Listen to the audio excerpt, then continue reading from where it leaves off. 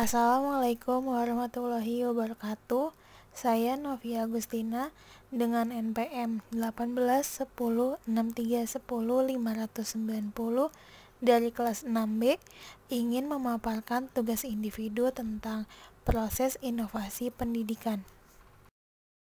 Pertanyaan pertama, jelaskan pengertian tentang proses keputusan inovasi. Proses keputusan inovasi adalah proses yang dialami oleh individu, mulai dari pertama tahu adanya inovasi, lalu dilanjutkan dengan keputusan setuju terhadap inovasi, penetapan keputusan menerima atau menolak inovasi, selanjutnya implementasi inovasi, dan konfirmasi terhadap keputusan inovasi yang telah diambilnya. Pertanyaan 2. Apa saja faktor yang mempengaruhi proses inovasi pendidikan? Ada 3 faktor. Yang pertama yaitu faktor kegiatan belajar mengajar atau KBM, yang menjadi kunci keberhasilan dalam pengelolaan kegiatan belajar mengajar ialah kemampuan guru sebagai tenaga profesional. Guru sebagai tenaga yang telah dipandang memiliki keahlian tertentu dalam bidang pendidikan diserahi tugas dan wewenang untuk mengelola kegiatan belajar mengajar agar dapat tercapai tujuan tertentu. Tetapi dalam pelaksanaannya, tugas pengelolaan kegiatan belajar mengajar terdapat berbagai faktor yang menyebabkan orang memandang bahwa pengelolaan kegiatan belajar mengajar adalah kegiatan yang kurang efektif. Faktor-faktornya yaitu yaitu keberhasilan tugas guru dalam mengelola KBM sangat ditentukan oleh hubungan interpersonal antara guru dengan siswa. B. KBM di kelas merupakan kegiatan yang terisolasi. C. Sangat minimal bantuan teman sejawat untuk memberikan bantuan saran atau kritik guna meningkatkan kemampuan profesionalnya. D. Belum ada kriteria yang baku tentang bagaimana pengelolaan KBM yang efektif. E. Dalam melaksanakan tugas mengelola KBM, guru menghadapi sejumlah siswa yang berbeda satu dengan yang lain. F. Guru dituntut untuk mencapai perubahan tingkah laku yang sama setiap siswa sesuai dengan ketentuan yang telah dirumuskan. G. Guru juga menghadapi tantangan dalam usaha untuk meningkatkan kemampuan profesionalnya. Yang terakhir yaitu guru dalam melaksanakan tugas mengelola KBM mengalami kesulitan untuk menentukan pilihan mana yang diutamakan karena adanya berbagai macam tuntutan. Faktor yang kedua yaitu faktor internal dan faktor eksternal. Yang pertama, faktor internal. Faktor internal yang mempengaruhi ialah siswa. Siswa sangat besar pengaruhnya terhadap proses inovasi karena tujuan pendidikan untuk mencapai perubahan tingkah laku siswa. Jadi, siswa sebagai pusat perhatian dan bahan pertimbangan dalam melaksanakan berbagai macam kebijakan pendidikan. Dan faktor eksternal yang mempunyai pengaruh dalam proses inovasi pendidikan ialah orang tua. Orang tua murid ikut mempunyai peranan dalam menunjang kelancaran proses inovasi pendidikan, baik ia sebagai penunjang secara moral, membantu dan mendorong kegiatan siswa untuk melakukan kegiatan belajar sesuai dengan yang diharapkan sekolah, maupun sebagai penunjang pengadaan dana. Faktor yang ketiga yaitu sistem pendidikan. Dalam penyelenggaraan pendidikan di sekolah diatur dengan aturan yang dibuat oleh pemerintah. Penanggung jawab sistem pendidikan di Indonesia adalah Departemen Pendidikan Nasional yang mengatur seluruh sistem berdasarkan ketentuan-ketentuan yang diberlakukan. Dalam kaitan dengan adanya berbagai macam aturan dari pemerintah tersebut, maka timbul permasalahan sejauh mana batas kewenangan guru untuk mengambil kebijakan dalam melakukan tugasnya, dalam rangka menyesuaikan dengan kondisi dan situasi setempat. Demikian pula sejauh mana kesempatan yang diberikan kepada guru untuk meningkatkan kemampuan profesionalnya guna menghadapi tantangan kemajuan zaman. Dampak dari keterbatasan kesempatan meningkatkan kemampuan profesional serta keterbatasan kewenangan mengambil kebijakan dalam melaksanakan tugas bagi guru itu dapat menyebabkan timbulnya siklus otoritas yang negatif. Pertanyaan 3. Jelaskan mengapa dalam proses keputusan inovasi tidak dapat berlangsung seketika, tetapi harus membutuhkan jangka waktu yang panjang. Jawabannya, karena dalam proses keputusan inovasi membutuhkan jangka waktu yang panjang. Menurut Roger, proses keputusan inovasi terdiri dari 5 tahap, yaitu tahap pengetahuan, tahap bujukan, tahap keputusan, tahap implementasi, dan tahap konfirmasi. Yang pertama ada tahap pengetahuan.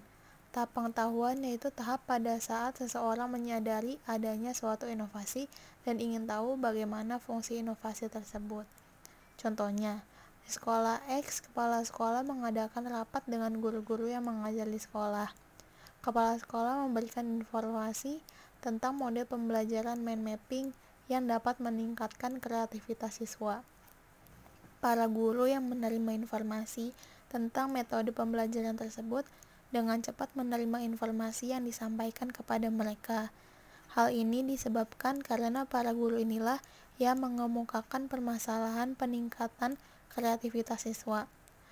Berlatar belakang permasalahan inilah kepala sekolah dan para guru akhirnya mencari solusi untuk dapat meningkatkan kreativitas siswa sehingga memunculkan sebuah inovasi, yaitu model pembelajaran mind mapping. Yang kedua yaitu tahap bujukan atau tahap persuasi.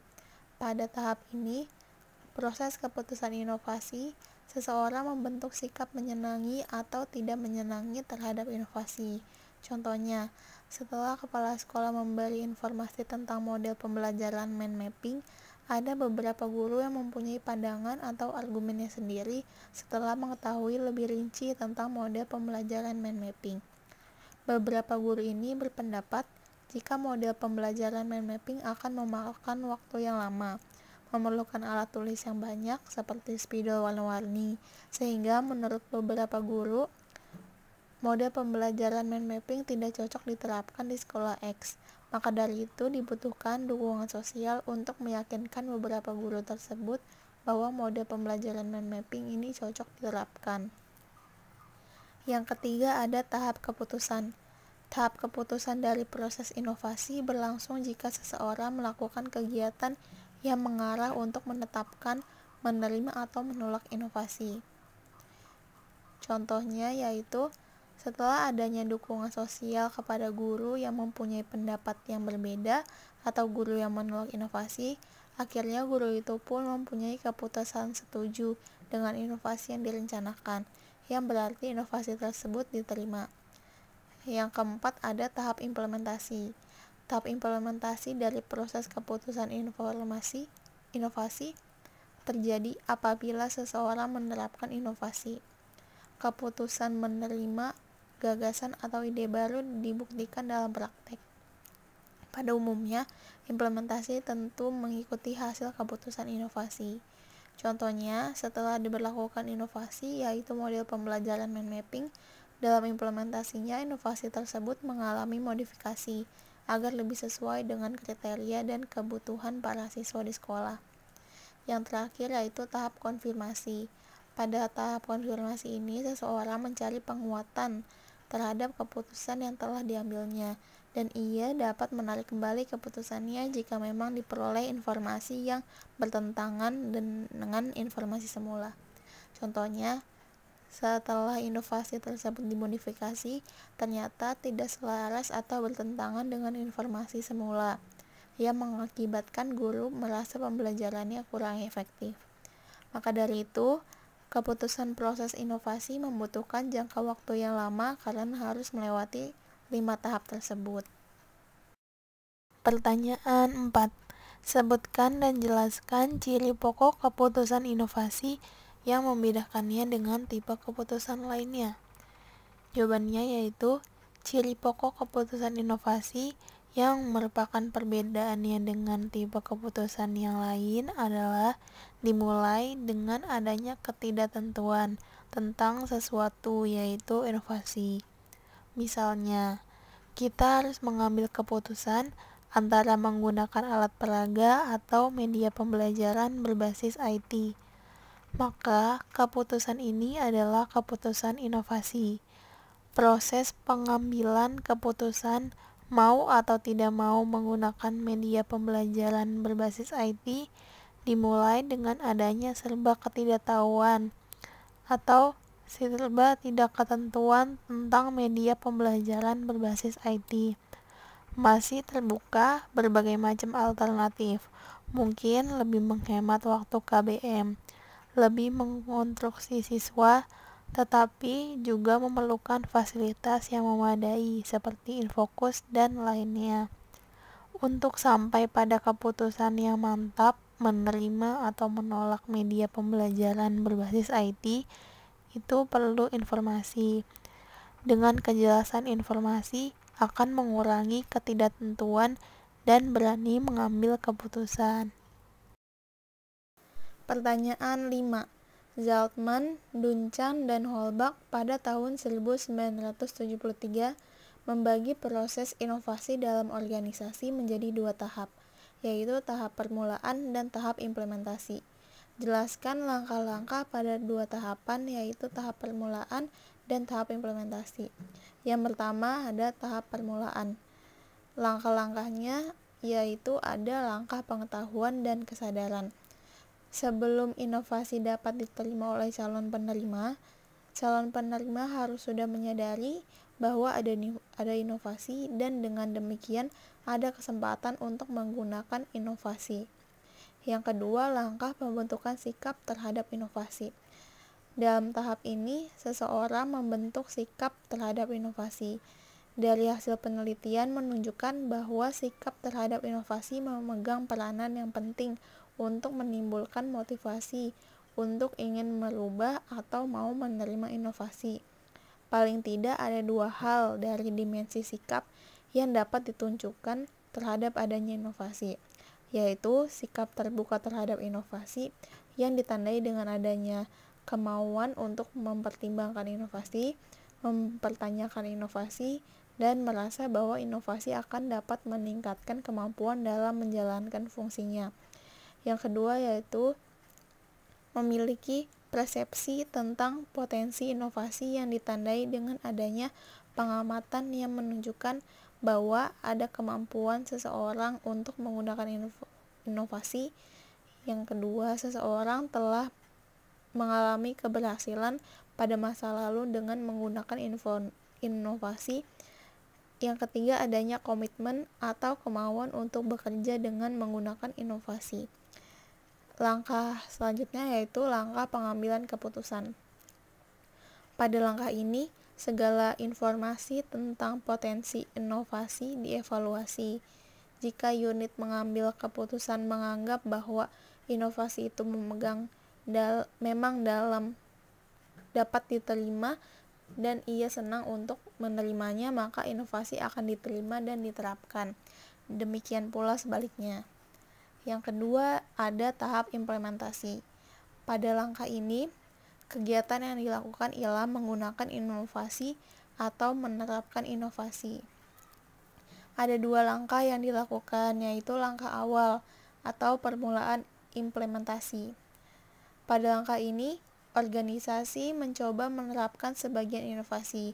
Misalnya, setelah dekan memutuskan bahwa semua dosen harus membuat persiapan mengajar dengan model satuan acara perkuliahan, maka pada awal penerapannya setiap dosen diwajibkan untuk membuat 1 mata kuliah dulu, sebelum nanti akan berlaku untuk semua mata kuliah. Langkah selanjutnya yaitu langkah kelanjutan pembinaan penerapan inovasi. Jika pada penerapan awal telah berhasil, para anggota telah mengetahui dan memahami inovasi, serta memperoleh pengalaman dalam menerapkannya, maka tinggal melanjutkan dan menjaga kelangsungannya. Sekian pemaparan dari saya. Jika ada kekurangan, mohon dimaafkan. Wassalamualaikum warahmatullahi wabarakatuh.